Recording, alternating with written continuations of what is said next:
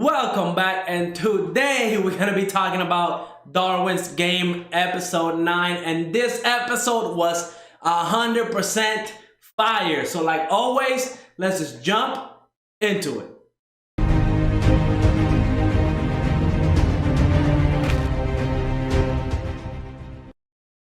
Episode 9 pretty much opens up exactly where we left off last episode with Danjo and Kaname facing off to see if, Danjo's clan, the boxing club, was going to join Kaname's clan, which we now learn the name of that clan. And it's a pretty cool name. I might take it whenever I create a guild in one of the games that I play if I ever decide to go back to MMOs. But Sunset Ravens. Man, that name, I loved it, okay? Whenever Kaname pretty much, announced that the Sunset Ravens, it was going to be their first battle against a certain enemy. Her name is, I think it's Shulan, something like that. It's kind of hard to pronounce. But man, this lady is OP, okay? So the episode pretty much starts off with Danjo and Kaname fighting, and we get to see how much Kaname has grown, okay? I can see he's gotten a little cocky, okay? He's got that confidence where he can now actually fight comfortably, and the way he's switching between like grenades, guns, and like flashbangs and swords and everything, he's doing it really quickly. Plus now he's got the reflex of like a boxer since he's been training under the boxing club for a couple months. So his fighting abilities have definitely improved. And on top of that, if you add that Ryuji pretty much showed him like all the weapons that he has, I guess he took Kaname to a buyer and showed him like the different weapons. So he got Uzis, he's got different weapons. And even though Danjo was dominating the whole fight, right? Kaname has like a fighting spirit, or like a fighting, like a warrior, like a talent for fighting. And Shiolan kind of made the same reference. She was admiring how Kaname, he has that talent to become like a big assassin. He has the talent to fight and to be a master of war. And honestly, Yolan was right. Kaname would not have discovered that talent if he was not introduced into Darwin's game, like this killing game. That's the only reason he was able to find that talent. Like the sigil that he has, while it is OP, you gotta have that talent to be able to fight, to be facing death in the face, and actually, continue fighting, not give up, and not shut down emotionally and mentally to actually keep fighting. I'm pretty sure Shuka has a level of the same, mentality that Kaname has, because Shuka, she went ham this episode, okay? We have never seen Shuka fight this hard, ever. She's always been dominating everybody. But in this episode, she finally met her match. If not, which I'm 100% sure of this, Shiolan is definitely the best player in Darwin's game, okay? She has the #1 spot. But she came in the coolest way possible, okay? Shiolan came in interrupting Kaname's and Danjo's fight. And she has this thing called an energy sword, which is not like a lightsaber, okay? No, it's not a lightsaber. You can pretty much like use this energy sword, and it simulates somebody dying. So whenever she cut Danjo and Kaname, like, through their heart and belly, just slashed them open, she really didn't do that. She really didn't cut them open, but it simulated that to the point where Kaname, his words were, "Oh, I'm dead." But really he wasn't. He got like knocked out for like a split second. And man, she's broken because that's not even her sigil power. That's like an actual technique from like the real world. That's not her sigil power. We didn't get to see that power at all, okay? Now, Kaname was able to force out Danjo's sigil power throughout his fight on a 1v1. But all of Sunset Ravens was not able to get Shiolan's sigil power out. That should tell you how OP and strong this Shiolan character is. Okay, she kidnaps Kaname because she wants to make babies with him. Of course, you know what I mean? She's an assassin. Her family has been assassins for generations. And like she's the last of her line.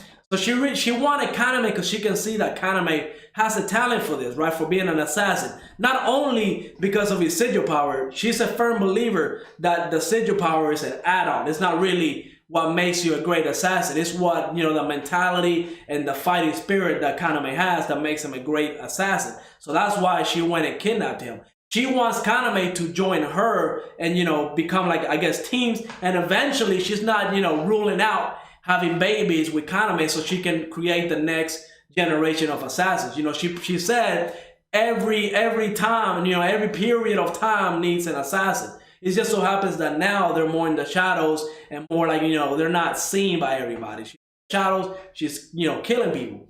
And again, she showed why she's the #1 ranker. She fought the whole clan, okay?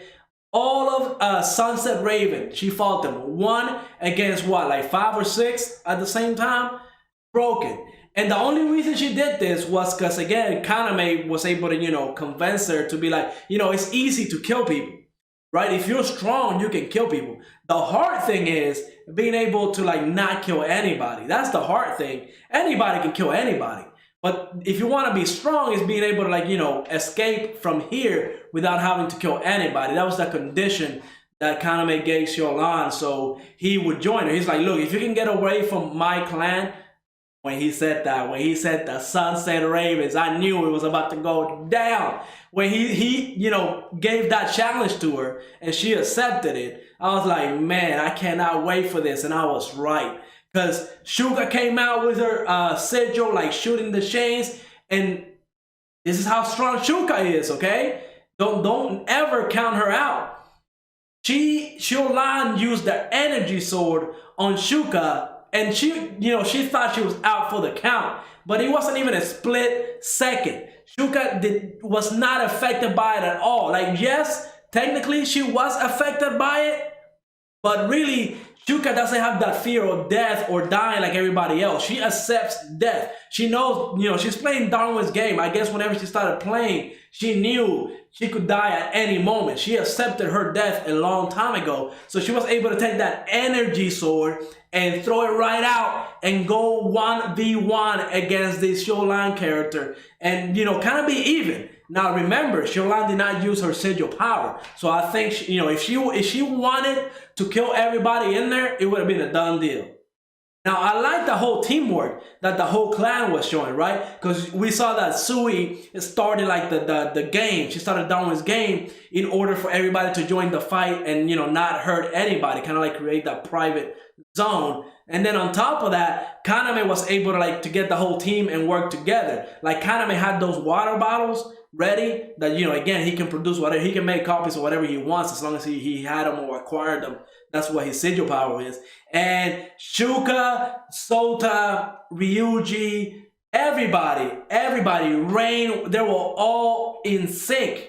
Okay, so the fact that they were working together at that scale, I think they're definitely going to be a top clan. They're going to be up there. Now, I'm not even accounting for the fact that Xiaolan joined the clan, which I thought was kind of weird.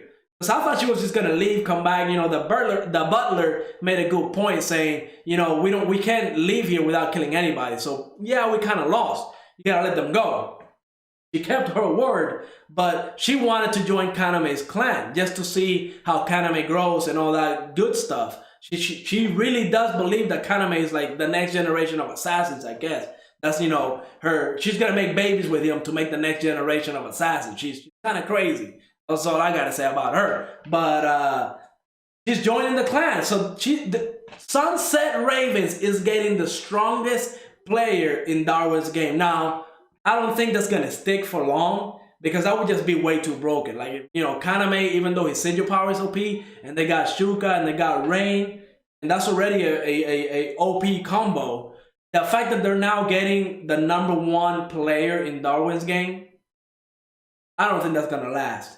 Now, Kaname did say, if you're gonna betray us, right? Because everybody knows. Everybody was saying, yo, don't let her in because she's gonna betray us. Everybody's calling it right now. And I'm on the same team as everybody else in that clan. I know. I got a feeling she's gonna betray them. But Kaname did say, you know, if you're gonna betray us, I don't care if you do it. Just make sure to betray me first. And she accepted that, you know, ultimatum. She pretty much said, okay, if I'm gonna kill your clan, if I'm gonna shut it down, I'm gonna make sure I go after you first. So I'm pretty sure we're gonna see that fight later on. Kaname versus Xiaolan, and it's gonna be broken. I'm pretty sure it's gonna happen whenever Kaname is like really OP and really strong, and I cannot wait to see it. This episode for me was the best episode in this whole season. Okay, this whole season of Darwin's Game, all 9 episodes. Even though last episode was fire and we learned about the game and all the different things that could happen and how to end the game and the admin. This episode with Shuka and Xiaolan going at it, you know, Sunset Ravens synergy working together, and Kaname being the next badass that I always wanted him to be. That's all I don't want. I wanted Kaname to go in and fight, no questions asked, and he was all about that. What else could I ask? Great episode, my favorite episode of the season. So like always, go ahead and leave a like, subscribe, and I will see you on the next episode.